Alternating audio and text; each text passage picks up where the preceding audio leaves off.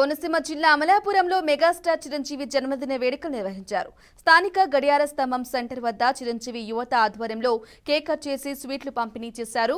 ఈ వేడుకలకు ఎంపీ గంటి హరీష్ మాథూర్, ఎమ్మెల్యే ఐతాబత్తుల ఆనందరావు ముఖ్య అతిథులుగా హాజరయ్యారు. చిరంజీవి నటనే కాకుండా పలు సేవా కార్యక్రమాలు చేశారని ఎమ్మెల్యే ఐతాబత్తుల ఆనందరావు కొనియాడారు. ఎదిగే కొద్దీ ఒదిగి ఉండడం అనేది చిరంజీవిని చూసి నేర్చుకోవాలని ఎంపీ గంటి హరీష్ మాథూర్ తెలిపారు. ఒక మంచి కార్యక్రమం చిరంజీవి గారి పుట్టినరోజు వేడుకల్లో పాల్గొనే అవకాశం వచ్చినందుకు చాలా సంతోషిస్తున్నాం. ఎందుకు అంటే ఈ రాష్ట్రంలో mega stars, mega family Chiranjeevi గారి ఫ్యామిలీ అయితే మెగా ఫ్యాన్స్ అమలాపురం వారు. ఇది మీ అందరూ గమనించాలా.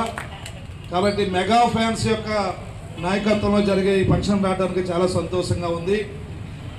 మరి చిరంజీవి గారు ఈరోజు భారతదేశంలో ప్రపంచంలో ఎందుకు ప్రపంచం అన్నానంటే నటులకి ఎల్లలుండవు. జాకీ చాన్ సినిమా మనం చూస్తాం, మన దేశం కాదు. బ్రూస్లీ సినిమా మనం చూస్తాం, మన దేశం కాదు.